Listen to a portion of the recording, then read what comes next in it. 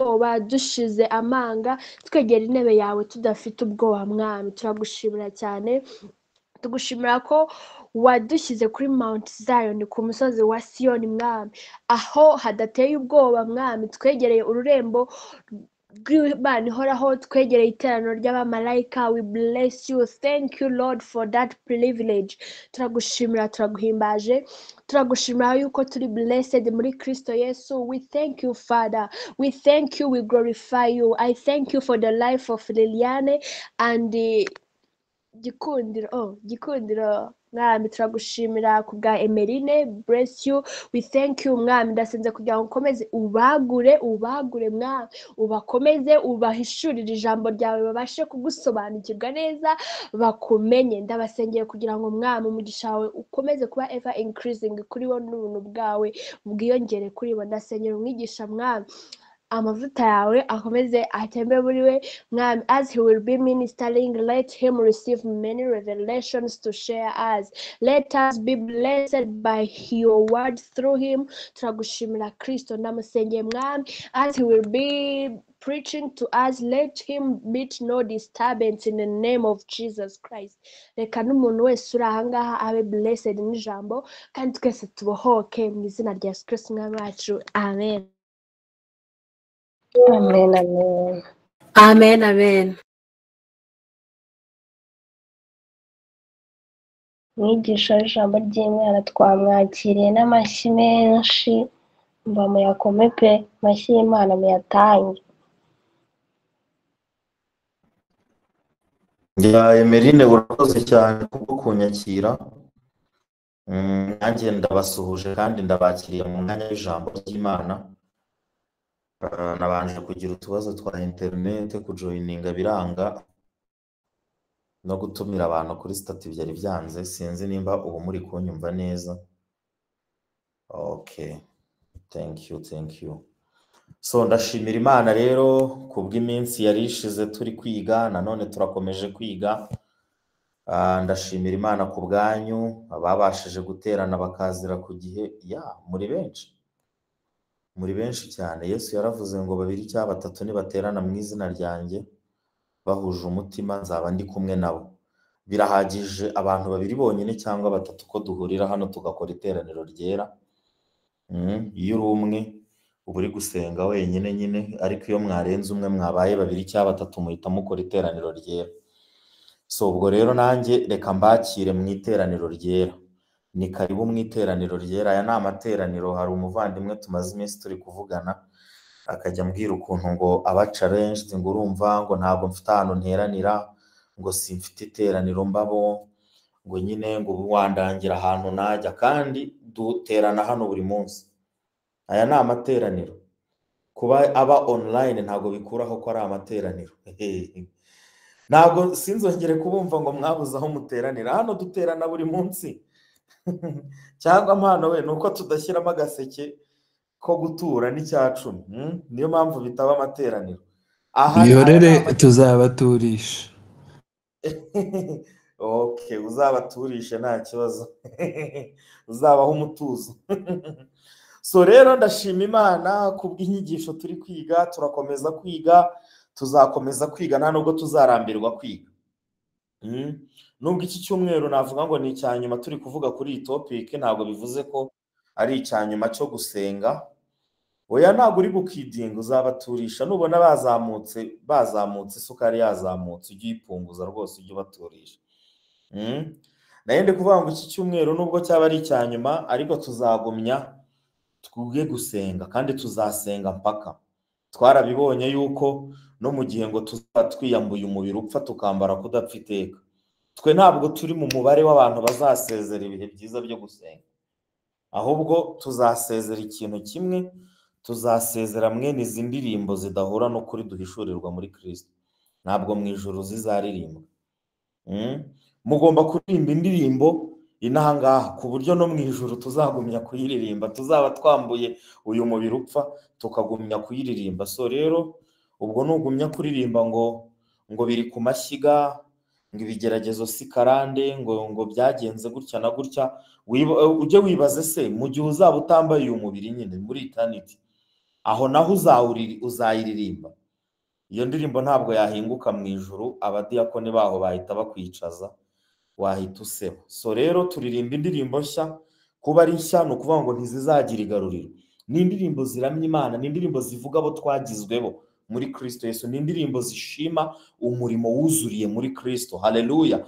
Le maro sakari ya mandere bosaine. Aka kanya iyo turi kuvuga gutya, indirimbo zihita zuzura imitima yacu. Mba numva naririmba nkakeka ko mwanseka, ariko indirimbo zo mu isezerano rishya ntabwo ari indirimbo tujya kumviriza melody no kumva ikijwi kibi cya orembe, ahubwo ni indirimbo zigizwe n'amagambo. N'ubu ndi kuririmba iyo mvuga ibitwerekeyeho mba ndi kuririmba. Imana ishimwe cyane. So data turagushimiye kubw'iyi fellowship. Haleluya. Remo sota rima kori ya mando otraveclari ya mongrine. Haleluya. Turagushimiye kubw'iyi fellowship, tugushimiye kubw'ubumenyi dukomeje kuhigira, tugushimiye kubw'umucyo wawe dukomeje guhishurirwa turi hano. Mana, dukomeje kugendera mu mucyo nk'uko natwe turi umucyo. Waravuze ngo turi umucyo kandi turi gufatanya ubwacu, nk'uko kandi dufatanyije nawe, tugafataniriza nawe, turi umwe, turi umubiri umwe, turi umubiri wawe, twebwe abizera, buri wese muri twebwe n'urugingo rwa mugenzi we. Haleluya. Uyu munsi turasenze kugira ngo umucyo w'ijambo ryawe, mu mucyo w'ijambo ryawe, buri mitekerereze yose iri hano yari iri mu mwijima imurikirwe nawe. Mu mucyo w'ijambo ryawe buri nyegamo yose ikurwe kuri buri muntu. Abana bawe bakomeze babe equipped, abana bawe bakomeze bambikwe ubumenyi bw'umwuka, bakwizwe nawe kunguka kubagote, kubakwa no guhagarara badatsinzwe n'uburiganya ubwo ari bwo bwose, mu izina rya Yesu. Aba ari byo bikurikirana buri muntu wese. Haleluya. Turifuza kubona impact nini y'ubutumwa bwiza muri iyi generation turimo. Turifuza kubona impact y'ubutumwa bwiza muri za kaminuza ba Hope bagiye kwigamo. Turifuza kubona impact y'ubutumwa bwiza mu bihugu turimo. Imana ishimwe cyane.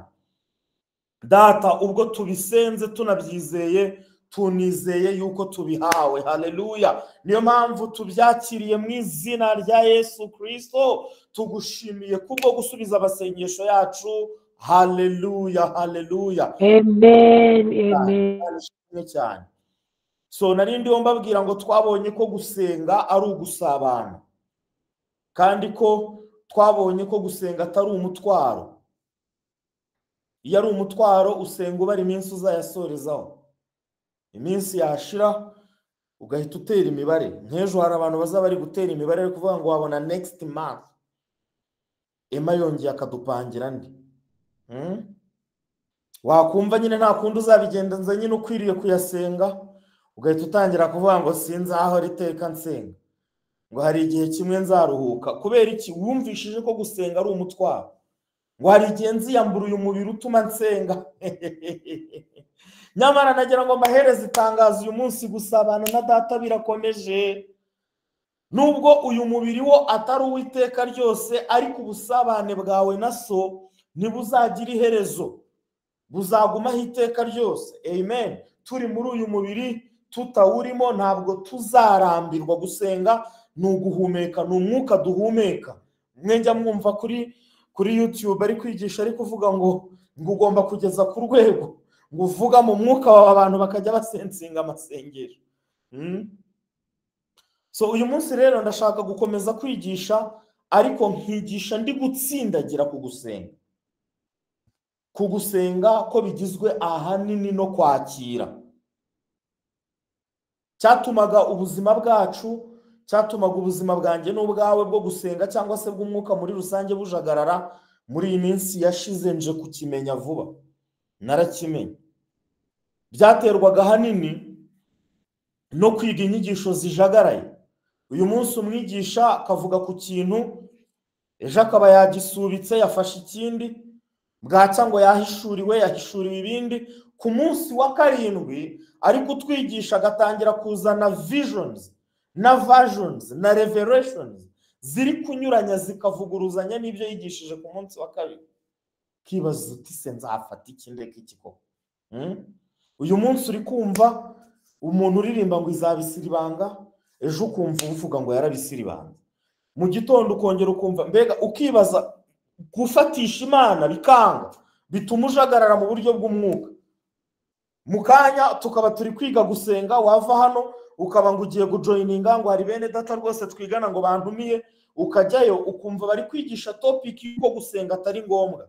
Ndi kubivuga gutya kuko nzi neza ko hari amatsinda y'abantu bigisha ko gusenga ngo byarangiye, ngo Yesu umunsi avuga ngo birarangiye, ngo ubwo no gusenga yarabirangije.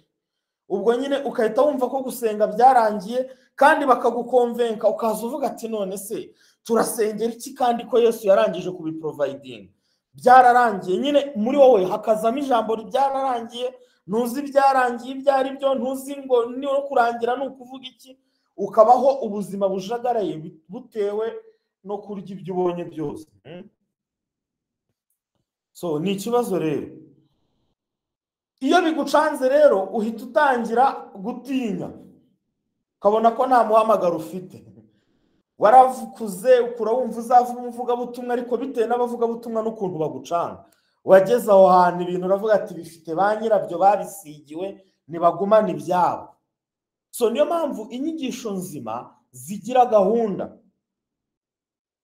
Ukiga ikintu nubwo utakimarayo cyose, ariko ntikivangwe basi n'ibindi bintu, ku buryo muzava kuri iyi topic yo gusenga hari umucyo umaze kuganza mu mitekerereze y'abize gusenga, right? So twabonye ko gusenga gutandukanye no gusaba gusa, kandi tubona ko gusenga kunatandukanye no kwakira gusa. Gusaba no kwakira byose bigize gusenga, ariko nagira ngo mabwire ngo uyu munsi ngo nk'uko hariho abasaba gusa ntibakire, ni nako udashobora gusenga cyangwa se ni nako udashobora kwakira utasabye.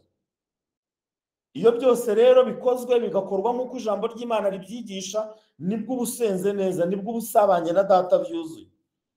Twanabonye kandi ko gusaba ari icyari cyo, twabonye ko gusaba atari ugusabiriza, ndetse tubona n'ingero mu byanditswe aho gusaba byagiye bikorwa neza. Tubona uko Imana yabyigishije, tubona uko Yesu yatanze ingero zo gusaba, kandi twabonye ko gusaba ari ukwizera. Mba ngira ngo mbahe samari y'ibyo twize, nyuma tubikurikizeho, kuko iyi minsi mikeya ibarirwa ku ntoki, iminsi 3 yonyine isigaye ngo dupfundikire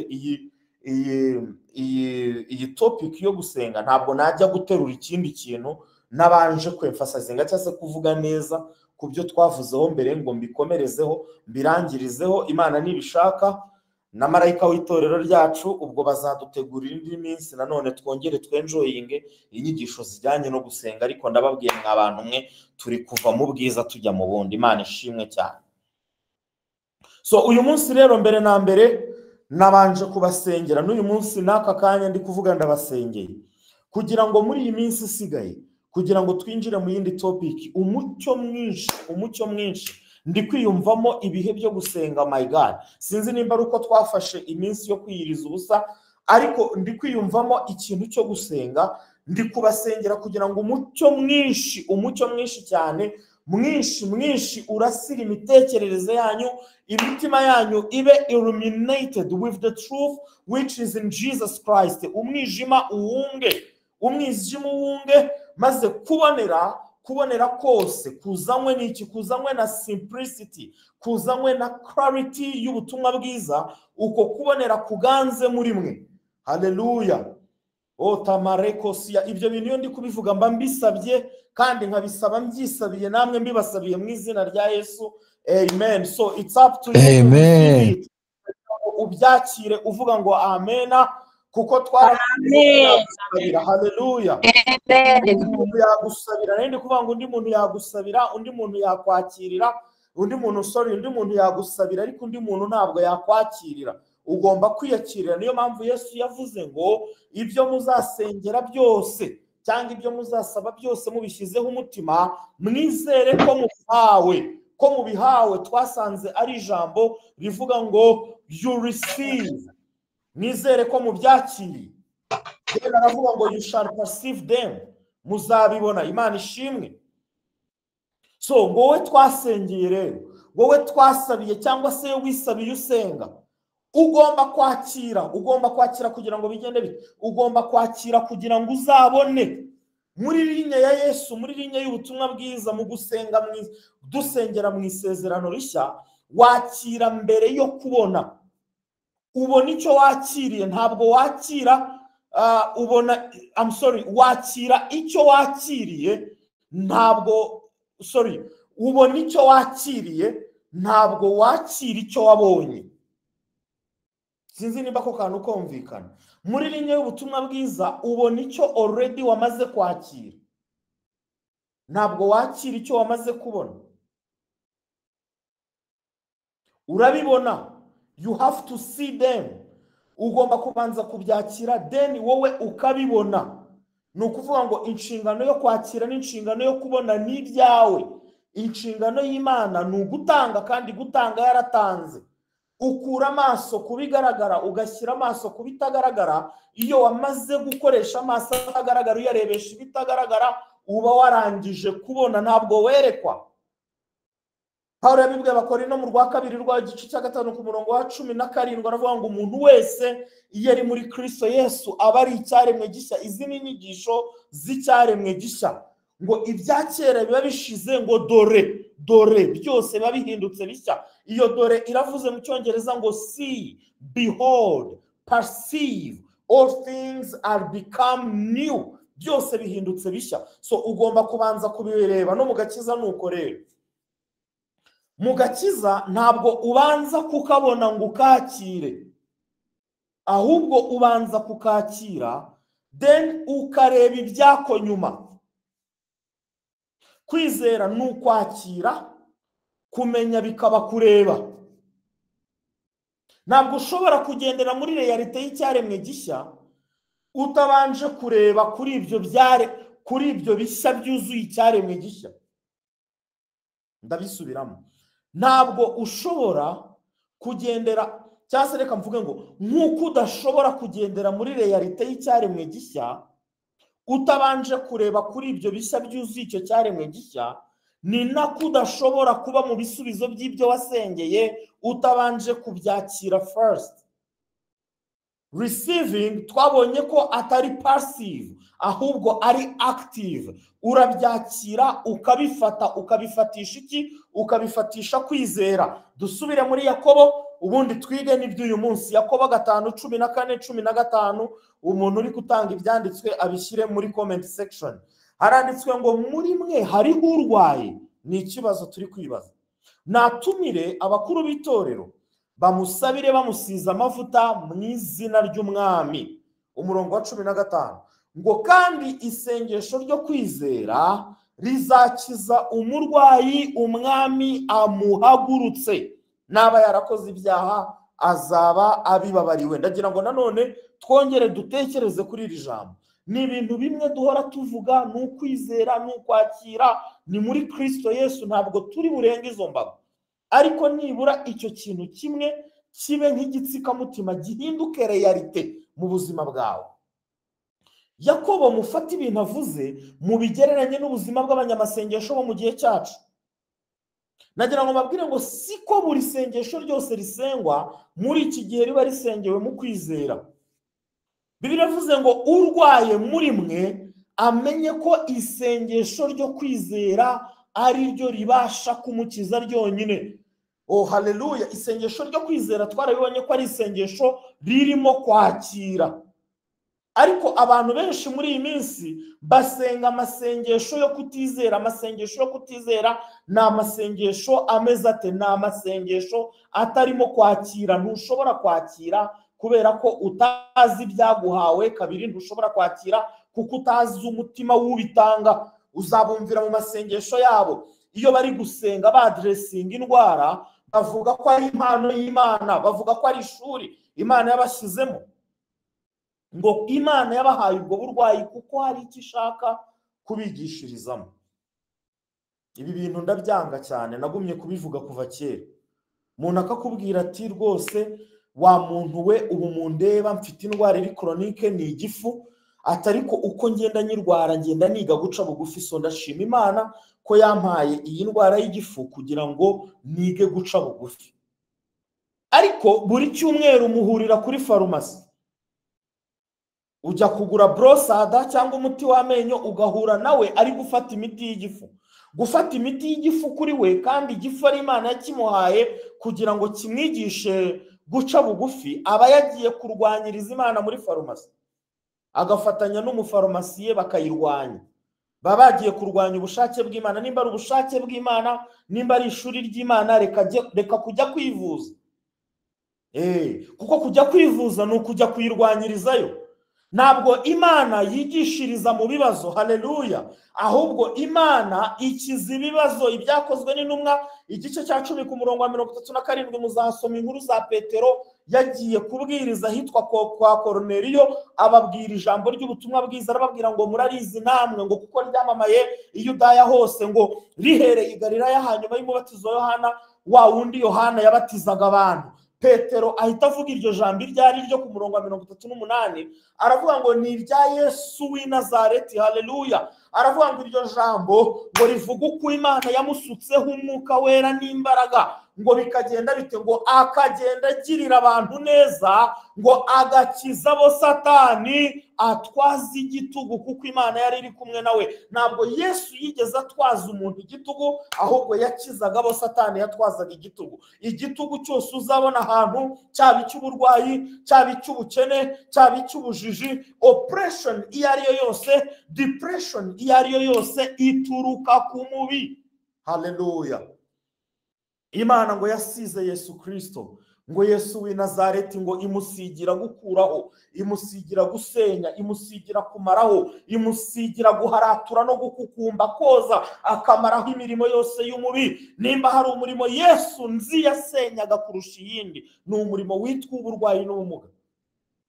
So bishatse kuvuga ikirero, bishatse kuvuga ko uburwayi bwose n'ubumuga bwose nta kintu na kimwe, nta kantu na gato cyangwa se kanini kari muri byo gashobora guturuka ku Mana.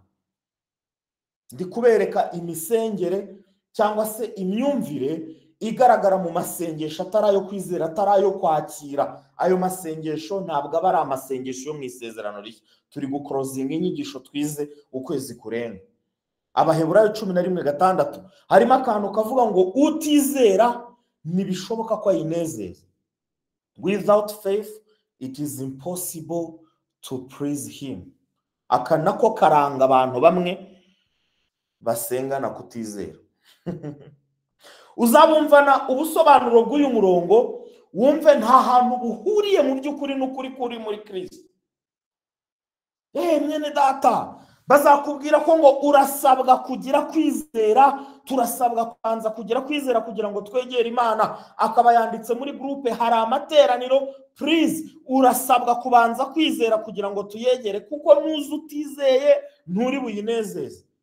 Umuntu uri kuvuga gutyo aba afite ikibazo cyo kudasoma ahereye hejuru ngo yumve context. Ngo uyu munsi nta mugisha.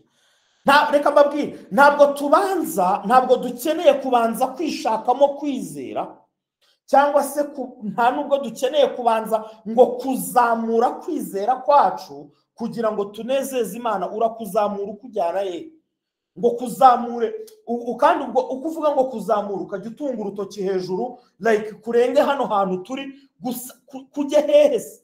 Ngo iyo kwizera kwawe mwene data kutazamutse, ngo uranasenga ngo ukumva ngo ntabwo kuri kurenga plafo, urashaka kurenge plafo kujye hehe hejuru hano mu mvura, kujya kunyagirwa se? Murashaka amasengesho yanyu arenge plafo ajye hehe? Imana musenga iri muri mwebwe. Iri utopize kore ya mando, kwizera kuri muri mwebwe na Kristo ari muri mwebwe. Ntabwo ukeneye kubanza kugutumbagiza. Ngo Mana, ngo tuzamuye kwizera kwacu. Twajyaga tubanza rero kwatura, turi kureba umusozi wa imbere hariya tugiye kurira nyine, tukabanza tukatura kugira ngo tuwurire, ngo twamaje kwihana neza, kuko ngo umuntu aramutse awuriye atihannye neza byatuma ugwaho. Rimwe na rimwe nigeze gutekereza abantu nk'ubu, nguye aha hantu mw'abantu mwese naba nizize. Abasinzi nabasize goropino, indaya nazisize mu migina zakoze itsinda, none ngo naje kurira umusozi w'imuhanga ugwaho abantu ngo batatuye neza, kandi hari n'abatanashaka kwatura biturije bibereye hariya mu byaha. Tukatura tukiboneza uyoboye gahunda, twamara kwiboneza akaba kutubwiye ati rero burya Imana, iyi Mana ntabwo muyizi, iyo iri kukureba ikabona nta cyaha ufite, ikakwitegereza ikabona uraboneye rwose, ntabwo biba birangiye uba usigaje ikindi kintu kimwe. Munyumvire, imitekerereze y'idini iteka ryose ihora ikwereka ikintu utujuje neza, ihora ikwereka ikintu, ihora ikwereka ko hari ikindi usigaje. Ngo Imana ngo ikintu igutegerejeho ni ukuri bubanze ukazamura kwizera, kuko ijambo ry'Imana riravuga ngo utizeye ntashobora kuyinezeza. Kandi reka mbabwire, nutayinezeza ntabwo iri bukuze kukuvugaho ibyiza nitugera ku musozi. Ubwo rero twahitaga twihinira ahantu mu mazi cyangwa mu buvumo, tukabanza tukayihendahenda tukava aho tumaje kuyibaza nimba iri kutwemera. Ese Mana uranyemera? Amasengesho nk'ayo ntagasengerwa mu musozi, urabanza ukihina ahantu mu ibuye cyangwa ukajya mu mazi ukayibaza ngo nimba ikwemera. Yavuga ngo ndabemera, yavuga ngo ndi kubabona, yababwira ngo ubu rero rimwe na rimwe igahita uvuga ngo none ubu ngubu mwatangira mugasenga. Nibaza ko twageze hano saa moya, bigeze saa 9 z'ijoro, ngo ubu nibwo itubonye. Iyi Mana yari yaratuzengereje, reka mbabwire, ubundi mukahita muzamuka kizabona. All of this because without faith it is impossible to praise him. Then our faith igaturuka mu kubyina no mu gusirimba. Icyo yakikaza. Ikibazo mfite ahangambaza bizeye, ninde wabahaye kwizera? Ni Imana, bien sûr, for sure ni Imana. So niba ari Imana rero yakuduhaye, ubwo bivuze ko Imana ikuduha, ngo mubyumve neza, yaguhaye ikintu gisabwa cyose kugira ngo yinezeze. Mareko Scrotari Yamando, ni ikihe? Ikintu gisabwa cyose kugira ngo yinezeze ni ukwizera. Kandi uko kwizera si ukwawe, si wowe ugutangiza, nta n'icyo ugukoraho. Mu Baheburayo 12 ku murongo wa 2 aravuga ngo dutumbira Yesu wenyine. Imana ishimwe ngo niwe banze ryo kwizera kandi niwe ugusohoza. Ijambo ry'Imana rikavuga ukuntu yagutangije, ngo yagutangije umunsi yihanganiraga umusaraba kubw'ibyishimo byamushyizwe imbere, ngo ntiyita ku isoni zawo. Bibiliya ikahita ivuga ukuntu yanagusoje, ikavuga ngo yicara iburyo bw'intebe y'Imana. Mu kwihanganira umusaraba Yesu yaratangije umushinga bita kwizera, ngo yicaye ku ntebe y'uburyo bw'Imana aba arawupfundikiye. Uko kwizera rero kwatangijwe neza kukanasohozwa neza kuri muri boundaries Marosa Kari Yamando w'umurimo wa Kristo yakoze, niko yaguhaye nk'Imana umunsi umwizera. Imana ishimwe cyane kuko yaduhaye icyo twasabwaga cyose kugira ngo tuyinezeze. Niyo mpamvu bidashoboka ko uwizera agera muri leta runaka ngo abasabwa kunezeza Imana. Iminsi yose aho uri hose ubunezeza Imana, ufite kwizera utazigera wakwa n'umunsi n'umwe. Haleluya! Niyo mpamvu uzahora uyinezeza byiteka imbere y'Imana. Rero warahageze. Ntabwo gusenga ko hari ukujya imbere y'Imana ngo God we come before you. Where were you before? Wahoze hehe mbere y'uko uza imbere y'Imana? Wageze imbere y'Imana. Ntabwo imbere y'Imana araho tugira ngo dusubire twongere tugaruke. Haleluya! Ramosota Ramakaria. Kandi imbere y'Imana ntuzigera uhaboneka n'umunsi n'umwe udafite kwizera. Nta nubwo uzagera uhaboneka n'umunsi n'umwe ufite need for faith, ukeneye ngo kwizera kugira ngo uyinezeze. Nagira ngo mbabwire ngo uko kwizera mwakiriye gutuye muri mwebwe, naho mwajya ku musozi mukavuga ngo turakwiyambuye mukakukujugunya, ntabwo kwabavaho kwarangije kwivanga namwe. Aho muri hose uko kwizera muba muri kumwe n'Imana, itababonaho ikibi na kimwe, n'Imana itababona mu kwizera guke, kuko nta guke kuba muri mwebwe. Nzavuga ko kwizera neza ejo. Reka mvuge ku gice cya 11 cy'Abaheburayo ngo kwizera ni ukumenya rwose ibyiringirwa udashidikanya ko bitazaba, niko kuduhamiriza ibyo tutareba ko ari iby'ukuri. Navanze topic, turi ku isengesho ryo kwakira, turi ku isengesho ryo kwizera. Hano umwanditsi wandikiye Abaheburayo yasobanuye kwizera ari kuvuga ibyiringiro. Munyumve neza, umwanditsi wandikiye Abaheburayo yabandikiye kwizera ari kuvuga kwiringira. Iyi ntabwo ari definition yo kwizera. Come on. Kuko hano navuze ngo kwizera ni ukumenya rwose ibyiringirwa udashidikanya ko bitazaba. Nagira ngo mbabwire ngo kwizera si ibyo tuzabona, ahubwo kwizera ni ibyo twabonye. Kwizera ni ibi turimo, ni ibyo tugendana. Kwizera ni ikiri muri wowe, ntabwo kwizera ari icyo utegereje. So definition rero yo kwizera mu Isezerano Rishya si iyi ngiyi. Nunasoma ingero zose yatanze hasi kuri uwo murongo, urasanga ari kuvuga abantu bo mu Isezerano rya kera, ngo niyo mpamvu ibyo bizera ngo babyizeraga babyiringiye. Uyu munsi ntabwo bikiri ibyiringiro mu Isezerano Rishya, byarangije kuba realities. Imana ishimwe cyane. Paulo yandikira Abagalatiya mu gice cya 3 ku murongo wa 23, ndahakunda cyane, aravuga ngo icyakora koko uko kwizera kutaraza twarindwaga tubohewe gutwarwa n'amategeko, dutegereje kwizera kwari kugiye guhishurwa. Uwandikiye Abaheburayo nta muntu n'umwe yigeze avuga abayeho nyuma y'uko uko kwizera kwahishuwe. Nawe nagira mbabwire ngo mu gihe cy'umusaraba uko kwizera kwahoze ari ibyiringiro by'abantu bari bagutegereje, ngo barindwaga, ngo ndetse mu kurindwa babaga baboshywe n'amategeko nk'uko Paulo yabwiye Abagalatiya, ngo bari bategereje kwizera kwari kugiye guhishurwa. Nagira ngo mbabwire ijambo ryiza uyu munsi, uku kwizera kwarahishuwe. Uyu munsi kuri muri wowe nanjye, uyu munsi turagufite twembi. Haleluya, haleluya. Kwizera ko mu Baheburayo 11 ni expectation, ni ukwitega ikintu runaka. Expectation ni ukwizera kuri mu byiringiro by'ibizaba, cyangwa se ni ukwitega ikintu runaka. So bitandukanye no kwifuza.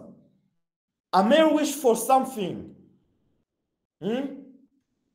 Paulo iteka yigishaga kwizera yakundaga kujyanisha ibyiringiro agashyiramo urukundo. Mu rwa mbere rw'Abakorinto igice cya 13 ku murongo wa 13 yabishyize mu itsinda rimwe, aravuga ngo hagumyeho kwizera, hagumyeho ibyiringiro, hagumyeho n'urukundo.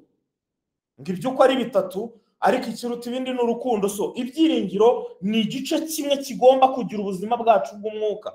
Nimba mvuze ngo mu Baheburayo 11 ku murongo wa mbere bigishije kwizera nk'ibyiringiro, ntabwo mvuze yuko ibyiringiro byavuyeho. Tugumana ibyiringiro, tugendana ibyiringiro. Ibintu nshaka kuvugaho mu minota mikeya ndashaka kubivugaho bifite aho bihuriye n'ibyiringiro, kuko Imana niyo yashyize kwiringira muri twebwe kugira ngo tubeho ubuzima bwa expectation, tubeho ubuzima bwo kwitega.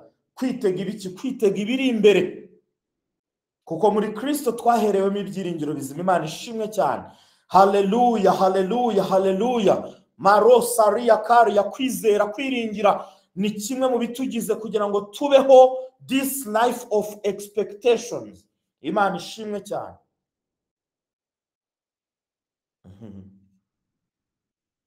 Jean-Pierre ngo ntandukanye kwizera no kwiringira. I don't have time, ariko biraza gusobanuka. So burukuvuze rero, munyumve neza, burukuvuze uba we expectinga, kandi kuko hari icyo we expectinga cyangwa se kuko hari icyo witeze, nicyo gituma uvuga. Ndi kuganira n'abantu bari gusenga bavuga, twe dusenga tuvuga. Ejo nzavuganura itandukano riri hagati yo gusenga no kuvuga. Itandukano riri hagati yo gusenga uvuga no gusenga utavuga. Tuzareba ibikora ari ibiki. So iyo wiringira mu gusenga, ntabwo wiringira ibintu biri void, ntabwo wiringira ibintu biri empty.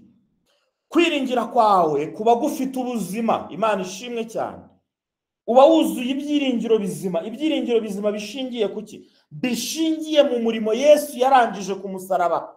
Niyo mpamvu expectations zawe cyangwa se ku-expectinga kwawe kuba guherereye kuri benefit yose yazanywe no gucungurwa, kugira ngo iyo benefit ibe manifested muri wowe, ibe alive in your life. So buri nyungu yose yazanywe n'umurimo wa Kristo, niko ndi kuvuga umurimo Kristo yakoze wo gucungura, buri nyungu yose yazanywe n'uwo murimo igombe ibe kimwe mu bigize ubuzima bwawe now in the name of Jesus. Nimba byumvishije vuga ngo amen. Amen. Buri kintu cyose, buri benefit yose ntabwo iri guca ipembeni, buri nyungu yose yazanywe n'icyo Kristo yakoze. Umurimo wo gucungura Kristo yakoze ufite inyungu nyinshi. Haleluya. Izo nyungu zose zibane nawe, ntabwo ugomba kugenda nk'utaracunguwe. Hagomba kubaho itandukaniro hagati yawe n'umuntu utarakiriye ako gakiza. So kubwo gushidikanya rero, benshi mu basenga ntabwo biringira. Muri kumva igituma abasenga batiringira nuko basenga badasenganye ko kwizera, bashidikanya mu buzima bwabo kubera kutiringira. So nagira ngo na addressing uko gushidikanya rero guterwa n'iki. Icyambere guterwa n'inyigisho zipfuye, ibyo twita wrong doctrines. Inyigisho ya mbere itera uko gushidikanya nukubwira abizera ko bakeneye kubanza kwizera kugira ngo banezeze Imana. Kwizera wahawe, iyo uri kuvuga ibyo bintu urakeka ko kuba gushobora kuba rimwe na rimwe kuguruka. Ese kwishimirwa wishimiwe muri Kristo Yesu urakeka gushobora kuba expired, ku buryo ukeneye kubanza kwegera Imana ikaguha iyindi paka nyine kuko ya mbere yashize. So ntuzongere kumva n'umunsi n'umwe ko ukeneye kwizera kugira ngo unezeze Imana. Nta kwizera ukeneye kuko uruwizera. Haleluya. Kwizera ni kimwe mu bikugize. Kwizera kurakugize. Ugukeneye ninde? Ugukeneye n'utagufite. Haleluya. Nta wakenera icyo afite. Amprise nononge nawe uku kwizera kuturimo, kandi kuturimo by'iteka ryose. Ndagira ngo ujye muri comment wandikemo ngo amen, ubundi nkomeze Imana ishimwe cyane. So kutamenya rero, kutamenya ko waherewe muri Kristo, kutamenya ko waherewe muri Kristo kwizera. Ndi kubona abantu 3-4 bonyine bari kuvuga ngo amen, wagira ngo nibo bakurikiye. Mukurikire mwandike muri comment. Ndashaka noneho ko mwandika muri comment ijambo amen. Nuwavuga ngo amen ubura buri kubigaragaza ko wakiriye irihishurirwa ry'uko udakeneye kwizera. Abakeneye kwizera nabatagufite, wowe uragufite, niyo mpamvu utagukeneye, ahubwo ugomba kugukoresha. Haleluya. Marako sharamare kosia la moria. So narindi kubabwira ngo kutamenya rero ko waherewe muri Kristo kwizera kose gutuma Imana ikwishimira, nico gituma ugikomeje gushakisha kwizera. Ntabwo ukwiriye kugushakisha. Ibi byose biterwa n'iki? Biterwa no kutagira assurance yuko ahawe uko kwizera tena. Nico gituma umuntu aba hashidikanya ko Imana ishobora kumusubiza cyangwa ikarorera. Kandi twabonye ko isuruse y'ibi bintu nzajya ngumya mbivuge iteka ryose ni inyigisho zipfuye. Ariko inyigisho nzima tubona na Paulo, tubona n'ibyanditswe, iravuga ngo Yesu niwe banze. He is the author, he is the finisher of your faith. Atuye muri wowe. Kuba atuye muri wowe bivuze ko ufite kwizera kose atanga, kandi kuko ufite kwizera kwe binavuze nyine kuko kwizera kwe ari kuzima muri wowe. Ni kuzima kubera iki? Kuko kwizera gufite ibyiringiro, gufite confident expectations, kwiringira kudashidikanya kw'ibyo Kristo haleluya yagize available byose biri muri wowe ari ibyawe. Niyo mpamvu iyo usenze iteka ryose usenga wakira, usenga uri gutora, usenga uri kwenda ibyawe, usenga wakira ibyawe biri muri wowe. Imana ishimwe cyane. Iyo umeze gutya ntushobora kugirana iyi revelation ubwoba, ntibishoboka. Ntabwo watinyana na iyi revelation, ntushobora gushidikanya kuko ari ibyawe. Ni realite yuzuye umurimo Kristo yakoze. Imana ishimwe. Niyo mpamvu iyo mwene datari gusenga twemeranya nawe. Umwe arasenga cyangwa se akagusengera nawe ukemeranya nawe. Iteka rero iyo wemeranya n'uwo muri gusengana hagomba kubaho expectations. ndemeranya nawe mukozi w'Imana, amen to all your prayers. Ariko ugasanga sometimes umuntu arabivuga adafite expectations y'ibyo yemera. Ni ikibazo. Uremeranya nanjye ko muri Kristo twahawe gukira indwara zose, ariko nta expectation, nta kwitega ufite ko buracya urajya gusubira mu kazi. Ni ikibazo. Ndibuka umusore umwe nasanze mu buriri, yari ari mu kigero cy'imyaka nka 20, nari ndi kubwiriza ubutumwa bwiza, nari ndi gukora evangelism door to door, man to man, urugo ku rundi, nzenguruka karitsiye ikennye cyane ahantu hitwaga Banyahe, namanu cyane bita Kagara munsi yo kwa Pasi, uriya tujya dusengana. Namuciyeho mvuye aho hantu, magezeho ndi gusenga, ansengera uwo musore. Ni Kagara ni Kajeke, sumbaza ukuntu hitwa aho hantu, ariko na ahantu za Remera hepfo umanutse mu Gihogero ugahinguka Inyarutarama ahantu bita Banyahe. Magezeyo ndi kubabwiriza, umumama arambwira ngo mfite umusore hano warembeye mu nzu baramuroze. Ndinjira ndamusengera, musabira gukira cyase natura gukira ku buzima bwe. Mu minota nk'ibiri ndavyibuka nari ndi kwatura ubuzima mu mubiri we, nari ndi kwatura ubuzima mu ngingo ze zose. Abarabyutse baratangara, ntago yegukaga, ntiyavugaga, no kurya byari byaranze, nta n'amafaranga yo kumujyana kwa muganga. Barambwiraga bati azapfire hano, n'abandi bana niko bagiye bapfa muri uru rugo, ati dufite umuturanyi hano turoga waturembeje. Abarabyutse arangije arambwira ngo amen pastor, niryo jambo yavuze rya mbere. Arangije ahita ambwira ngo ejo nzajya ku ishuri. Imana ishimwe, yari yaravuye mu ishuri kandi bari hagati mu gihembwe. Ndamubwira ntariko ejo nikonje, kuko ndabyibuka uwo munsi hari ku cyumweru, hari Pasika, kandi kuri Pasika icyo gihe bwari buke bajya kwiga. Yari ari muri classe terminale. Kuri Pasika nari navuze ngo uyu munsi Pasika yanjye ndaza kuyirira muri iriya midugudu y'abakene ndi kubabwiriza ubutumwa bwiza. Arambwira, ndambwira nejo nikonje, ni umunsi wa mbere wa Pasika. Arambwira ngo iyo konje nibiyireba, arambwira ngo ngiye ngomba kugera ku ishuri. Ngira ngo arabeshya. Ejo nko mu masaa 9 ndi mu rugo, ndasohoka njya ku muhanda, ngiye kubona mbona wa muhungu aciye imbere yo mu rugo ahantu bita Nyagatovu, ava kwiga ahitwa Kimironko muri 9. Ndatangara. Arangije arambwira ngo nanjye nari mbizi ko ari konje, ariko nagombaga kugerayo kubera iki? Kuko nakize. Ndavuga nti what? This is expectation. This is real hope. Iyo niyo bita expectation. Oh hallelujah. Iyo ufite expectation uravuga ngo ndabizi ko abaganga bambwiye ko nzakira neza imvune nyuma y'amezi 3, ariko ndi gupanga gahunda yuko nzajya ahantu mu byumweru 2 biri imbere. Mu yandi magambo, mu byumweru 2 biri imbere nzaba navuye muri ibi bitaro. Ndabizi neza ko indege zigira ibibazo rwose, abantu bagapfa bagashira, ariko aho wicaye muri yo kajya uvuga ngo ejo nzabwiriza kuri fellowship. Imana ishimwe cyane, utitaye ku magambo pilot amaze kubabwira ngo nimba hasigino mwese muri busimbuke. Haleluya. Wowe ukaba wicaye ukavuga ati ntaho njya, iyo signal ntayiri bube. Kubera iki? Ejo ndaschedulinze, ninjye ugomba kubwiriza kuri fellowship. Narakize. Haleluya. Nakiriye gukira icyumweru gishize, none uyu munsi ndi muzima, nubwo ngiri kumva utuntu tw'udusonga mu mara yanjye no mu gifu. Igituma abantu benshi batakira gukira by'ukuri ni ukubera iki? Ni ukutagira iyi expectation. Ni uko bashingira ku bimenyetso by'ibifatika, ariko ntibashingira ku bimenyetso by'ibidafatika. Oh haleluya. Biterwa no kwigishwa nabi. Barababwiye ngo mubanza kugira kwizera, mugomba kubanza kugira kwizera. N'impamvu ibyo bimenyetso bitashize ngo nuko kwizera kwawe kukiri gukeya. Nta kwizera kwinshi utegereje, kwizera kwawe ni kwinshi. Warakize, utwo tuntu tw'udusonga ucyumva nudutestinga expectation yawe mu izina rya Yesu. Nagira ngo mpanurire umuntu wari uri kuri diet y'isukari yuko uyu munsi birangiye mu izina rya Yesu. Nashaka yinywera isukari. Haleluya, haleluya, haleluya. Aramusokoro yamando. Mama, uyu nguyu ni umwarimu. Ninde wamubwira ngo ukeneye kubanza kugira umunwa kugira ngo abanyeshuri bakumve? Come on, ninde wabwira rempu uyu munsi ngo please ngo banza ugire umunwa ubone kubwiriza aba bantu? Nta n'uyu n'umwe wabimbwira.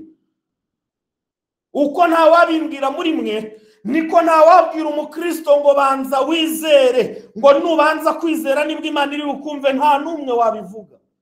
Haya bayizera ibiki bindi se? Ubuhe burozi bundi uri kumutamika yizere? Kubwira uwizera ngo nta kwizera agira ni nko kubwira umuntu ngo suri umuntu ukamubwira ngo banze ube umuntu ubone kujoininga fellowship. Aya basakari yamando. You are called a believer because you believed with wizera kuko wizeye. That's why I tell you, you have enough faith. Ebori kamari ya baba. So kwirukanka rero insengero zose warazimaze, nta musozi utasengeyeho ngo nta buvumo n'ubu mutaruzi.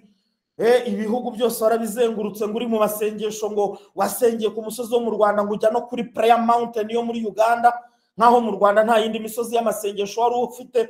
Ngo icyifuzo mporana, icyifuzo nsaba Imana ngo ni ukugira ngo Imana ime kwizera nko kwa Daniel. Umuvuga butumwa niko yatubwiye umunsi umwe.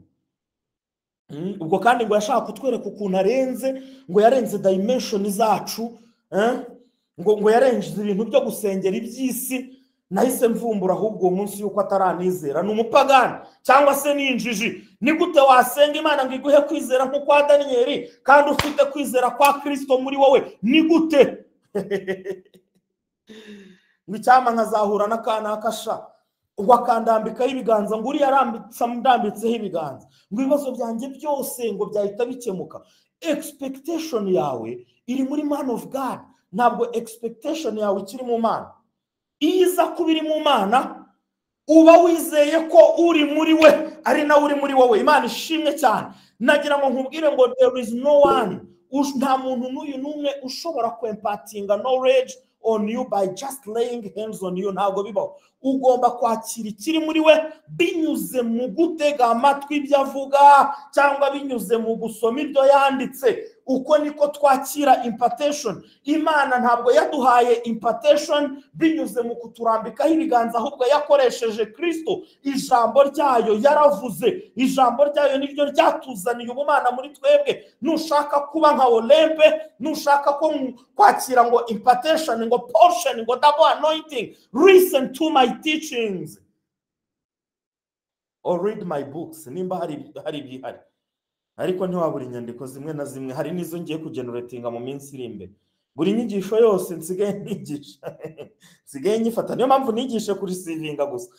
I will write a book on how to receive. Hallelujah. So nimutega amatwi rero ukumva ibintu biri kuva muri Olempe bidahura n'ukuri ko muri Kristo, ntuzigera ugenda ngo unashete urutwe ngo rusengera rurambikaho ibiganza ari kuguhereza uburozi. Ntabwo bibaho. Ariko niba Olempe afite inyigisho nzima y'ubutumwa bwiza, akira binyuze kwizera, binyuze mu kwizera. Gira expectation, gira kwizera gufite expectation ko ibyo afite, ko ibiri muri Kristo Yesu nibyo afite, kandi uwo Kristo nawe uramufite. Ibyo afite si ibye rero, ibyo afite ni ibyawe nawe. Niyo mpamvu ugomba kubyakira. Wakira ibyawe, twakira ibyacu kuko biri muri twe. Kristo ni uwacu. This is the hope of glory. Hallelujah. Kristo ni uwacu n'amahoro. Imana ishimwe cyane. Nimba hari umuntu uhagararanye uyu munsi nawe muri gusenga, ntabwo aba ari kuguhereza, ahubwo aba ari kugufasha kwakira. Iyo turi kubigisha hano ubutumwa bwiza tunabasengera namwe ngo muvuge mu ndimi, ntabwo ari twe tuba turi kubaha, ntabwo tuba turi kubigisha uko bazivugamo, ahubwo tuba turi kubafasha kumenya uko bakira impano y'Imana, impano y'umwuka already iri muri mwe. Niyo mpamvu nubwo man of God yakwigisha cyangwa akagusengera, uko byagenda kose ugomba kwakira. Definitely ugomba kwakira. Natani yagufunguriye mikrofone. Yagufunguriye mikrofone Olivier, yifunge. Cyangwa mpano agufasha yifunge. So narindi kubabwira ngo Petero mu byakozwe n'intumwa mu gice cya 3 ku murongo wa 12 hari ibintu yakoze ari kumwe n'aba bystanders cyangwa se abantu bari gushungera. Bari batangariye ukuntu ngo wavutse arema y'ibirenge. Uwo muntu ngo bari basanzwe bamuzi mu ikaritsiye, uburyo ngo yahekwaga n'uwamuhekaga bari bamuzi, bamubona yakize, bamubona ari kugenda ngo ahagararanye na Petero na Yohana. Ngo Petero arababaza ati, yemwe bagabo ba Isirayeli we, niki gitumye mutangarira ibi? Petero yarumiwe, niki gitumye mutangarira ibi? Mukadutumbira, niki gitumye muri kudutumbira? Nk'ahari imbaraga zacu cyangwa ari ukubaha Imana kwacu biduhaye kumugendesha? Ninde wababeshye ko kuba turi intumwa za Kristo ninde wababeshye ko gutungana kwacu n'imbaraga zacu ari byo byahuriye kuri uyu muntu bikaba bimuhagurukije ari kugenda nk'undi umurongo wa 16. The Bible says ngo through faith in his name has made this man strong whom you see and you know. Aravuga ngo uyu muzi. Haleluya. Igice cya 3 byakozwe no mwaka umurongo wa 16 aravuga ngo uyu mureba, uyu muzi muturanye kandi mureba, ngo uyu kuko yizeye izina ry'uwo. Haleluya. Nkunda Bibiliya, izina ry'uwo uwo tumaze kubabwira hejuru ari we Kristo si twebwe, ngo niryo rimuhaye imbaraga, ngo kandi kwizera hawe n'uwo. Mugumye mwumva ijambo uwo ni Kristo bavuga, ngo kandi kwizera ahawe n'uwo niko kumukirije rwose imbere yanyu. The faith which is by him has given him this perfect soundness in the presence of you all. Yaravuze ngo kwizera kwari muri uyu mugabo. Imana ishimwe. Kwizera kwari muri uyu mugabo, kwizera kwari muri we, kwizera yahawe na Kristo niko kumukijije kukamukiriza mu maso yanyu mwese. So niyo mpamvu buri gihe rero uko dusengeye abantu hano, kwizera kubarimo nicyo tubabwira, niko gutuma bakira ibisubizo. Turacyari kumwe nanone, mushyira akantu k'akamenyetso ndebe ko mutansize cyangwa telefone yanjye. Okay, ndabona mukiri kumwe nanjye. Narindi kubabwira ngo buri gihe uko dusengeye umuntu hano mujye mumenya ko kwizera kumurimo ariko gutuma yakira ibisubizo. Ntabwo ari uko turi abanyamasengesho bakaze, si uko tuzi ubutumwa bwiza kurusha abandi, ahubwo niyo mpamvu muzasanga na mbere yuko dusenga tubanza kwigisha inyigisho nzima zikubwira icyo Kristo yakoze, inyigisho nzima zikubwira uwo wabaye we. Izo nyigisho nizo zishyira umuntu mu mwanya nyawo. Umwanya wuhe? Umwanya wo gusobanukirwa. Umwanya wo gusobanukirwa uko wakira icyo wagizwe kuba cyo, uko wakira icyo waherewe muri Kristo Yesu. Nibutse umuntu wamamagaye hano mu minsi yashize, mu minsi itari mike cyane, ishobora kuba itageze ku cyumweru, yamamagaye yashize, yananiwe, yari yananiwe, yashize no kuvuga ijwi ridaturuka mu kanwa. Umutwe ngo wari umurembeje cyane, arambwira ngo nsengera merewe nabi, ngo ndi gupfa numva. Nsa nk'umwirengagije kubera ko ibyo bintu byo gupfa wumva ntago birimo. Bibiliya ntago ivuga ngo igihe kirageze ubwo abantu bazajya bapfa bumva, ahubwo abapfuye bazumva. Imana ishimwe. Ntabwo rero wakumva ngo upfe. Arambwira ngo ndi gupfa numva rwose, nsa nk'umwirengagije. Ntangira kumuganirira, ndi kwisekera, ndi kumbwira ati uzi ko Imana igukunda cyane.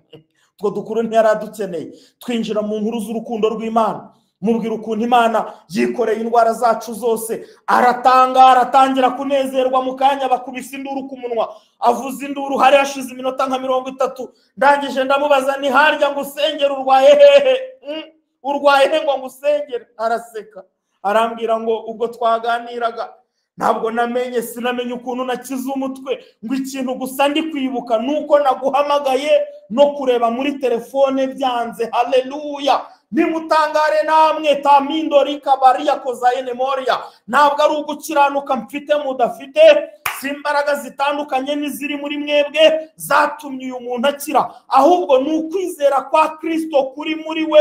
Paulo aravuga ngo dore kwizera kuzanwa no kumva kukazanwa no kumva ijambo rya Kristo. Iteka ijambo rya Kristo riri kuganirwa kandi rikaganirwa rishingiye cyangwa se rikavugirwa muri boundaries z'icyo Kristo yakoze. Kwizera kuba generated mu mitima y'abumva. Ni ingenzi cyane rero ko tuza hano tukaganira iby'umumaro. Ni ibintu bikorana no kwizera kuri muri twebwe. Imana ishimwe cyane. Nta mpamvu rimwe na rimwe, nta mpamvu yo gusengera umuntu utabwirije, kuko iyo utangiye kumuganiriza ibya Kristo hari igihe usanga no kumusengera bitakiri ngombwa. Rabasankari yamandi yaboria. N'ubu ndahazi hari abantu bizeye impinduka mu buzima bwabo, ndi kubikeka, ndi kubyiyumvamo. Ntabwo wamenya Kristo ngo ukomeze ugendere mu buzima bwawe bwa mbere utarahinduka. Ubwoba bw'ubuzima ubu hari abantu bwarangije gushira hano muri iyi fellowship. Hari abantu ntakiri kubeshyera ko bashize ubwoba. Ibuka ukuntu wajya gutitira, ugatitira indani mu mutima iyo babavandimwe bakubazaga ngo ubupfuye wajya, ese wajya mu ijuru cyangwa wajya mu muriro? ubwoba bukakwica, nubwo ukijijwe, nubwo utega igitambaro, nubwo wambaraga ingutiya ndende, ariko kakaba karimo kavuga ngo najya mu ijuru, ariko wagera hariya ukavuga ngo nininiye nisuzumye, yaya kuvuga ati Mana ndagushimiye, ati iriya ryari ijwi ry'Imana rimbaza ngo ubu najya he, ukabaho ufite ubwoba, ariko uyu munsi nta bwoba uki ufite, ariko bari bene data nabo bafite ikibazo. Witondera umuntu ukubwira gutyo ngo ubupfuye wajya ngo wajya mu ijuru cyangwa wajya mu muriro.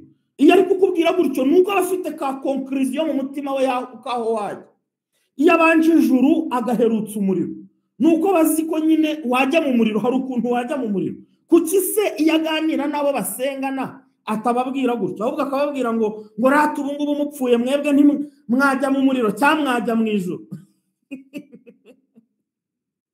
Kuri bo asoresha ijuru, naho kuri bo agasoresha ukuzimu.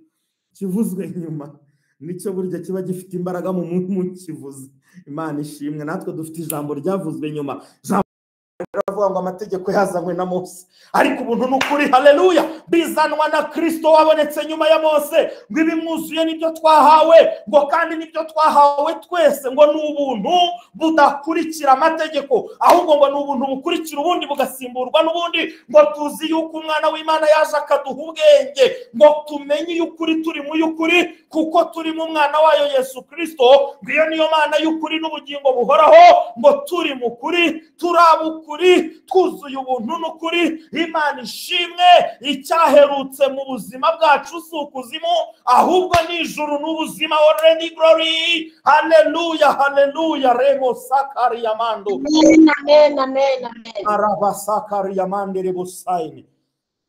Reka mvuge gatoya no ku mugore wa wundi wakoze ku mwambaro wa Yesu. Yesu mu mubiri mu giterane yari arimo ntabwo yarageze kuri page yo gukiza abantu barwaye, ahubwo yari ari kwivugira gusa yigendera abantu bari kumubyiga. Ariko umumama ngo avana hirya ngo expectations, ari kuvuga ngo nkozeho gusa nahita nkiri isoko y'amaraso iri kududuriza. Yazanye expectation yo kwakira. Niyo mpamvu twakira iyo dufite expectations. Imana ishimwe cyane. Twakira iyo twizeye ibintu bihwanye n'ukuri kuzuye ibyo twiringira. Haleluya. Ikizana uko kwitega, ikizana uko izo expectation ni ugusobanukirwa, ni ukugira ubumenyi bujyanye n'uri kuganira nawe. Mu gihe uri gusenga, iyo ufite ubumenyi bujyanye buhura n'ubwo muri kuganira, ugomba uhita ugira expectation mu mutima wawe, ugira ubushobozi, umenya ubushobozi. Iyo wamenye ubushobozi afite, uhita ugira ubushobozi afite, kubera ko ubuzi neza ko ibyo afite yarangije kubitanga. Haleluya. Umenya mu mutima wawe, ukamenya kamere ye, ukamenya uko ari. Iyo umenya urukundo rwe, rwa rukundo rwe rutangira kumanifestinga muri wowe. Iyo wamenye ubutunzi bwe, utangira kugira ubutunzi muri wowe. O sarabakari yababa, ubutunzi bw'umwami wacu Yesu Kristo ukabumenya, ukabuhishurirwa. Ngo tuzi ubuntu bw'umwami wacu Yesu Kristo ko yari umutunzi agahinduka umukene ku bwacu, kugira ngo ubutunzi bwe, ubwo bukene bwe budutungishe. Uba wamenye ubutunzi bwe, ubumenye n'urukundo rwe rwatumye amanuka akaza agaca bugufi. Gukena kwe ni ukuba ari Imana agahinduka umuntu. So rero ubutunzi, ubukene ikintu bwaguhaye iki kintu cyo kuba nawe wari umukene, wari umuntu ariko ugahinduka umwe nayo. Imana ishimwe cyane. Ubuntu bw'umwami wacu Yesu Kristo bwatumye Imana ihinduka umuntu kugira ngo umuntu ahinduke Imana. Maramano sekari barakosi yataria. Haleluya. Hehe. Jebra sakariya basenderebo. Ikintu ukora iyo wamaze kumusobanukirwa ni ugukora ikintu cyitwa gukorekitinga. Urakira buri uko usenze, usenga wakira. Haleluya. Umwuka uhumeka mu masengesho ukaba kugabana. O kabaraba sakariya, yo wamenye ko nta kosa nimwe na rimwe akikubonaho. Imana ishimwe cyane. Urakomeza ukakira. O nta gutinda kw'ibisubizo, ntabwo bishoboka. Ntabwo ishobora guceceka ngo kandi igeze kuri bikemura ibyo uba warabitaye kure. He baraba menya ko yarangije kubikemura, ikabikemura bitaranavuka. Urakira, komeza wakire. Akira mwene nta mbuteyaje iri mu kwakira. Wowe nagira ngo nkubwire ngo akira, nta protokole bisaba. Akira, komeza utore, komeza ufata ibyawe, komeza ucakire. Haleluya. Otamareko siyaramandia. Hari umuntu ubu ngubu twasenganye uyu munsi uri kwibaza kavuga ati subwo koko aba bantu bazi ibyo bavuga, bazi ukuntu ibisubizo umuntu abitegereza, koko umuntu agategereza, ntabwo bazi ukuntu yavuganye natwe, yarangiza ikatubwira ngo ibyayo birya barambije abarambiwe batashye. Ibyo bintu ntabwo ari byo, ntabwo biva hano. Nta migani y'abakecuru hano twemera, hano twemera ijambo ry'Imana gusa. Nta kintu na kimwe mu buzima bwawe gishobora kuhaboneka kiri hejuru y'Imana cyangwa se kiri hejuru y'ibyo ishoboye. Nta kintu na kimwe cyarusha imbaraga zayo cyangwa ngo kibe kitarasubirijwe mu gisubizo Imana yahaye isi. Nta na kimwe, ahubwo iki ni cyo gihe cyawe ngo wakire ibyaguhawe byose mu izina rya Yesu Kristo. Marabosi yalamande Hebros Kratari Yamando Robosaine. Iyo ngeze aho hantu numva nishimye cyane. Jambo riravuga mu Baroma 8:3 ngo mbese itarimanye umwana wayo ikamutanga ku bwacu twese, izaburite kumuduhana n'ibindi byose. Ibyo yatanze byose yabitangiye ubuntu, yabitanze ari impano. Nta muntu ukorera impano bene data. Impano irakirwa, twarabyize. Akira rero, akira impano, receive gift. Akira impano z'Imana mu bibazo byose waba uri kunyuramo muri iyi minsi. Akira ubuntu, akira amahoro, akira ibisubizo, akira ubufasha bw'Imana muri ibyo byose uri kunyuramo mu izina rya Yesu. Jambo riravuga ngo ni umufasha utabura kuboneka mu bibazo no mu makuba. Akira ubufasha bw'Imana. Haleluya. So bene data rero, hope cyangwa se ibyiringiro ni kimwe mu bigize ubuzima bwacu bw'umwuka. Kubera ko wizera yiringira, kwiringira ni igice cy'ubuzima bwo kwizera. Kwiringira ni igice cy'ubuzima bw'uwizera. Ngomba kubanza kudevelopa muri ngewe expectation kugira ngo nzakoreshe ibyiringiro byanjye ngera ku kwakira icyo Imana yampaye. Kambahereza ibyanditswe mu bibike.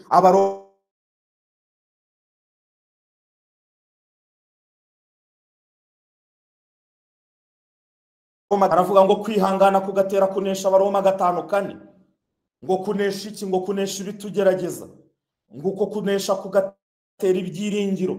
Ku murongo wa 5 akavuga ngo mwene ibyo byiringiro ntabwo bikoze isoni, kuko urukundo rw'Imana rwasabye mu mitima yacu kubw'umwuka wera twahawe. Filemoni 1 Abafilipi 1:20 hakavuga ngo kuko ntegerezanye ibyiringiro yuko ntazakorwa n'isoni z'ikintu cyose, ahubwo nzajya ngira ubushizi bw'amanga bwose, ngo buzatuma bigenda bite? Ngo buzatuma Kristo akomeza gukuzwa mu mubiri wanjye iteka ryose, nk'uko bimeze ubu nubwo naba ndiho cyangwa naba narapfuye. Abaroma 4:18 ngo Aburahamu uwo yizeraga yiringiye ibitakwiringirwa ngo abe sekuruza amahanga menshi, nk'uko yavuze ngo urubyaro rwawe niko ruzangana. Imana ishimwe cyane. Uyu nguyu ni Aburahamu, sekuruza abizera. Sekuruza abizera ngo nawe yari afite expectations runaka. Expectation ye ngo yari ukuzaba, ngo yizeraga yiringiye, yizeraga afite expectation yo kuzaba sekuruza amahanga. Ngo nicyo cyamutumaga yizera akiringira ibitakiringirwa. Ibyabwirwa umuntu ufite ubwonko buzima, ubwonko bwize bwagiye mu ishuri, ntabwo yabyumva, ntabwo yabivanga na logique n'amarogistike n'amarogisieri ari mu mutwe we. Ntabwo bikunda kumubwira ko hari umuntu wapfiriye ibyaha byo wataranavuka ngo atekereze kubikora. Ntabwo byavangwa n'amasomo ya filozofiya muri kaminuza. Haleluya. Ni impamvu Imana yabwiye Yesaya muri Yesaya 4:19 iravuga ngo dore ngiye gukora ikintu gishyashya. Kavuga ngo ubu iki kintu kigiye kwaduka. Inyuma ku bice 29 Yesaya ku murongo wa 11 aravuga ngo kwerekwa kose kwabahindukiye nk'amagambo yo mu gitabo gifatanyishijwe ibimenyetso. Ngo iyo bagihaye umuntu wigishijwe wagiye muri za kaminuza ufite za PhD na za professor, bakamubwira ngo soma iki gitabo, ngo arabasubiza ati simbasha kugisoma. Kubera iki? Kuko gifatanishijwe ibimenyetso, gifite amakode. Amakode ntabwo yahamburwa na masters mfite. Yesaya 29 ku murongo wa 12 ngo niyo bagifashe bakagihereza umuntu utarize, bakamubwira ngo soma iki gitabo, nawe arasubiza ati reka da, ngo ntabwo nigishijwe. Ariko ku murongo wa 13 umwami aravuga ngo kuko aba bantu ngo banyegera bakanyubahisha akanwa kabo n'imitima yabo, ariko ngo n'iminwa yabo, ariko imitima yabo bakayishyira kure, ngo no kubaha banyubaha akaba ari amategeko yo mu buryo bw'abantu bigishijwe. Ku murongo wa 14 aravuga ngo ngiye gukora umurimo utangaza muri ubu bwoko. Uwo murimo niwo turimo. Aravuga ngo ni umurimo utangaje rwose, ngo kandi uwo murimo ni urujijo, ngo uwo murimo hari ikintu uzakora, ngo ubwenge bw'abanyabwenge babo buzarimbuka, ngo n'ubuhanga bw'abahanga babo buzahishwa. Ni ibintu utakumvisha ubwenge, ni ibintu utazanamo ubuhanga. Yesu yarabivuze muri Luka 10 ku murongo wa 21, aravuga ngo muri uwo mwanya Bibiliya iravuga ngo yishimira cyane mu mwuka wera, aravuga ngo ndagushimira Data mwami w'ijuru n'isi, ngo kuko ibyo wahishe abanyabwenge n'abahanga wabimenyesheje aba bana batoya. Arangije aravuga ngo Data we, ngo niko wabishatse. Imana ishimwe cyane. Ubu buzima turimo ntago ari ubuzima bwigwa muri kaminuza, ni ubuzima buhishurirwa muri Kristo Yesu, kandi Imana niyo ibuhishura yonyine. Mbere gato yuko Yesu avuga aya magambo emaduhaye ya Luka 10:21, Luka 10:21, mbere yuko yavuga, mbere yuko yishimira ko bahishuriwe bino bintu, hari icyo yari yavuze ku murongo wa 19. Ndagira ngo nawe udushyiraho n'uwa 20. Ku murongo wa 19 yari yavuze ngo dore mbahaye ubutware. Ibintu yishimiraga abantu bahawe, ngo abisi batahawe, abanyabwenge, abafilozofe batahawe, ni ibihe? Yaravuze ngo mbahaye ubutware bwo kujya mukandagira inzoka na skorpiyo n'imbaraga z'umwanzi zose, ngo nta kintu na kimwe kizagira icyo kibatwara. Umurongo wa 20 aravuga ngo ariko ntimwishimire yuko abadayimoni babumvira, ahubwo mwishimire yuko amazina yanyu yanditswe mu ijuru. Ngibyo ibyishimo byacu. Haleluya. Uko niko turi, kandi niko turi muri we. Uyo niyo mpamvu y'umunezero wacu, ni ukumenya ubutunzi bw'imbaraga ze buri muri twebwe, twarangiza tugakoresha ubutware bwose yaduhereye muri we. Oh haleluya. Tugakandagira inzoka na skorpiyo, imbaraga zose z'umwanzi tukaziheza munsi y'ibirenge byacu. Ijambo riravuga ngo nta kintu na kimwe, haba na kimwe, cyabaho na kimwe cyashobora kugira icyo kidutwara. Haleluya. Rebo sakarima rabosi ya lamando. Imana ishimwe cyane. Iryo jambo ry'Imana iyo ryakiriye mwumva ukuntu mera, iyo ryakiriye muri ngewe rizana expectation.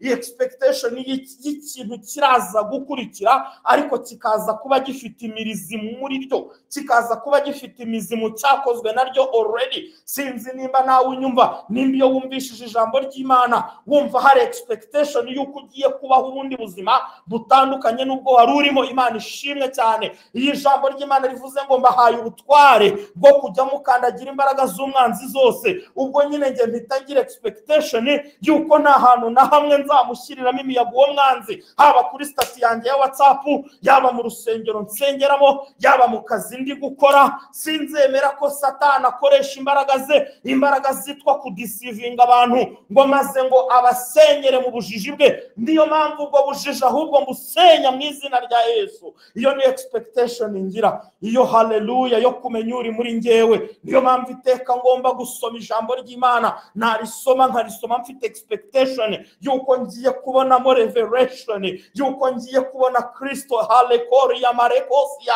Iyo numvisha ijambo rye riri kuvuga ibyo gukira, ijambo rye rikavuga victory, intsinzi dufite muri Kristo Yesu, iryo jambo rihita riza rikarema expectation muri ngewe yuko nshobora gukira, kandi yuko mfite victory over every work of the enemy. Glory, hallelujah. Oh paramasota ya. Ubwo nibwo buzima bwanjye. Ni nka wa muntu wari uhagaze ngo kwirembo ryitwa ryiza, ngo yahoraga yiteguye, yahoraga afite expectation yuko hari ikintu agiye kwakira, yahoraga yiteze, yahoraga yiteguye, yahoraga ari ku expectinga. Iyo umuntu ategereje ikintu, iyo umuntu azi ko ubuzima bugomba guhinduka, iyo umuntu ari kubona ko agomba gukura, urufunguzo rwabyo ni expectation. Uyu munsi twize expectation. Kubera iki? Kuko hagomba kubaho expectation mu gusenga kwawe. N'icyo ushaka uyu munsi, n'icyo wifuza, n'icyo utegereje, n'iki kintu wizeye ko cyakoreka. Oh haleluya. Nagira ngo nkubwire ngo kwiringira kurenze kuba optimistic, kwiringira kurenze kugira this positive thinking abantu bakirira muri some motivational speeches. Kwiringira ni ibisubizo, ni resulta za expectations wowe ubusanzwe ufite zishingiye ku ijambo ry'Imana. An endless expectation of result that is based on the finished work of Christ is what we call hope. Hope we wumvishije. your definition. Hope aracyari hano cyangwa yagiye? Umuntu nakubaza ngo who are you, uzajya umubwira ngo I am the expectation, hallelujah, of results that based on the finished work of Christ Jesus. Hamarosi Yakaria. An endless, let me repeat it to Emma, an endless expectations of results that is based on the finished work of Christ is what we call hope. Mbega kubera ko Yesu yarangije kubikora, ndabyakira kubera iki? Kubera ko yabitanze, ndabyakiriye, nta cyabinyaka, nta na kimwe n'ibyanjye. Haleluya. Ibyiringiro byacu nagira ngo mbabwire bene data, ntabwo biri base race, ntabwo bibuze urufatiro, ahubwo birafashe, bishingiye ku biki? Bishingiye ku bwizerwe no ku bunyangamugayo bw'ibyanditse bw'ijambo ry'Imana. Ibyiringiro byacu biri based, our hope is based on the integrity and the credibility of the work of Christ, of the work of God, hallelujah, of the word of God, of the scriptures. Ibyiringiro byacu bishingiye ku bwizerwe, nibwo integrity n'ubunyangamugayo, credibility y'ibyanditswe. Ntabwo kwizera kwacu ro kuzigera gutsindwa. Impamvu kwizera kwacu kutazigera gutsindwa nuko gukorera mu byiringiro by'ukuri. Ibyiringiro by'ukuri nibihe? N'ibyiringiro by'uwasezeranije, wa wundi udashobora kubeshya. Ngiye gusoza munyihanganireho utunota dukeya cyane. Hari umuntu wasezeranije, kandi wasezeranije ngo ntabwo ashobora kubeshya. Ngo Aburahamu yaramwizeraga, ngo akiringira, ngo akizera yiringiye ibitakwiringirwa kugira ngo abe sekuruza amahanga menshi. Ntabwo yitaga ku kuba atagira umwana we mu rugo rwe. Haleluya. Ariko ibyo byiringiro bye ngo ntibyamukojeje isoni, nyuma byaje kuvamo umwana. Oh haleluya. Ramasoko riyamando, byagombaga gusohora kubera iki? Kuko byari bishingiye ku ijambo ry'Imana yamuvuzeho, kandi ibyo byarabaye kubera iki? Kubera ko yabisezeranije. Nitabasha kwibeshya, n'uyu munsi niko imeze, ntibasha kubeshya, ntibasha kwivuguruza. Imana ishimwe cyane. Uyu munsi ndagira ngo usengera huri, ntabwo ari ngombwa gufungura mikrofone yawe, ari mu kanya turi buze kuzifungura, ariko aka kanya ndi kumva wakatura aya magambo ku muzima bwawe, uvuga ngo mfite ibyiringiro bizima. Vuga ngo kandi ibyiringiro byanjye bishingiye ku by'Imana yavuze, kandi binashingiye ku cyo Imana yakoze. Haleluya. Vuga ngo ndizeye kuko mfite kwizera kw'Imana muri nge. Vuga ngo nakiriye impano yo kwizera umunsi nakira agakiza. Vuga ngo kuva ubwo n'iteka ryose n'expecting ibisubizo uko nsenze. Vuga ngo ibyiringiro byanjye ni ibyiringiro bidakuka, ni ibyiringiro bizima. Vuga ngo ni ibyiringiro bitankoze isoni. Vuga ngo ndakiriye uyu munsi nanone. Vuga ngo kandi kuko nizeye ntashidikanya icyo ibyanditswe bivuga, niyo mpamvu nakiriye. Haleluya. Nanjye ndagusengeye kugira ngo expectations zawe zibe granted mu izina rya Yesu. Ibyiringiro ufite ntibikagukoza isoni. Impamvu bitagomba kugukoza isoni nuko urukundo rw'Imana rwasabye muri wowe, ruri mu mutima wawe kubw'umwuka wera wahawe. Akira manifestation y'ibyo wiringiye byose. Yakire nk'ibisubizo by'ibyo umaze iminsi usengera. Every need is made, every desire is granted in Jesus name. Uri umugisha mwene data mushiki wanjye, intambwe zawe ziyobowe na Kristo, uramurikiwe, wuzuye umucyo w'Imana. Umucyo w'Imana uri muri wowe, ubwenge bwa Kristo buri muri wowe. Oramakosi ya lamandere bosaine, his glory, icyubahiro cyayo yagisangiye nawe.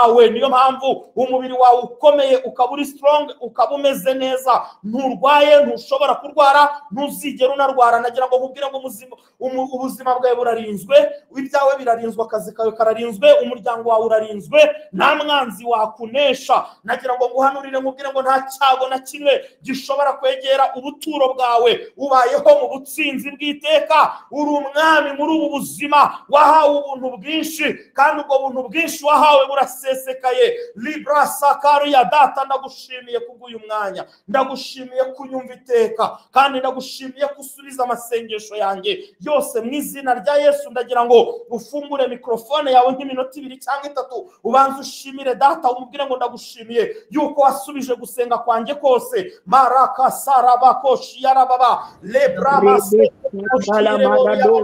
data ndagushimiye ufutumiza gusenga kwanjye itekuko tarima zetelebo limaraka siyarabandere boshaye mushimire kubuzima bwawe bwizwe mushimire kwa kazi wasenge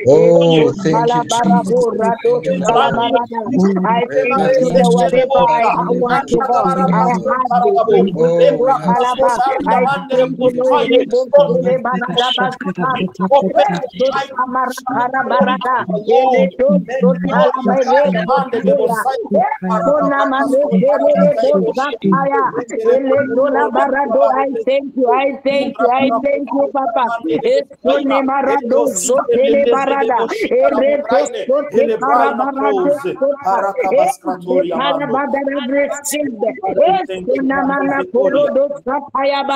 Thank you.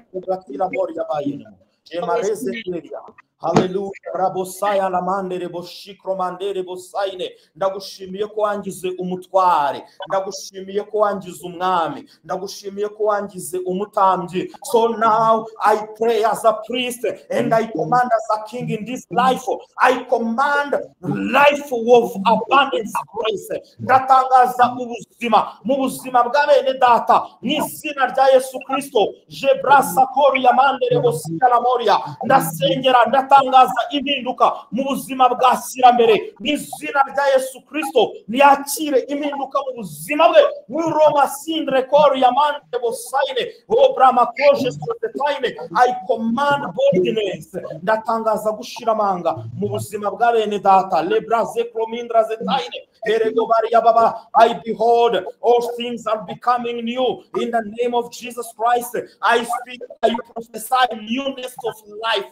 Mindreboni gramindro grojibra grazistros elebrori amando okobrakize krojistra zetai erebo shaya la mandere bosikromando elebrokos krotari amandere bosaine erebarababa shendere bosieleboria imibiri irakize yose n'izina rya Yesu Kristo marazaka ya baba librakos krotaramandere bosieleboria ubwenge bwa Kristo buri muri mwebwe muri bikomangoma. You are princes and princes in this kingdom. Nothing shall ever mean hurt you. Nta kintu na kimwe kizagira icyo kibatwara. Nta kintu na kimwe kizagira icyo kibatwara. Jerebo saraba yabori yabosia. Uwiteka niwe mwungeri wanyu. Ntabwo muzakena. Dawidi yaravuze ngo nari umwana none ndashaje. Aravuga ngo sindabona umukiranutsi arekwa cyangwa urubyaro rwe rusabirize. Urubyaro rwawe ntiruzasabiriza. Ntuzigera ukena n'izina rya Yesu. Imana iguhaye ubwenge bwinshi ubonerwa muri Kristo Yesu. Marasa karibo shaile bori yamande hebros krotari yamande rebosaine. Inzugi nizibakingukire, new doors of opportunity. Inzugi zo kuvuga ubutumwa bwiza, inzugi zo gukorera amafaranga, inzugi zo gukorana umwete, inzugi zo kuba abaparteneri mu byivuga butumwa. Inzugi nizibafungukire mu izina rya Yesu. Inzugi zo kubera umugisha bene so, abo mwiganye, abavandimwe bawe, basaza bawe, bashiki bawe, barumuna bawe, bakuru bawe, ugiye kubahereza utuzima rabasakarebo. Babyara bawe bagiye kugira umugisha kuri wowe. Inzugi zirafungutse limarekos krotari marekos yalamando. Haleluya, haleluya. Bene data mukunde gusenga. Ninde ababwiye ngo mufunge mikrofone? Uwayoboye gahunda nakomeza. Murakoze. Amen, amen. Hallelujah, hallelujah, hallelujah. Mana ishimwe, Mana ihabwe. Mana ishimwe kubw'ijambo ry'Imana. Man of God, Imana iguha umugisha, imigisha myinshi, nukurura umugisha.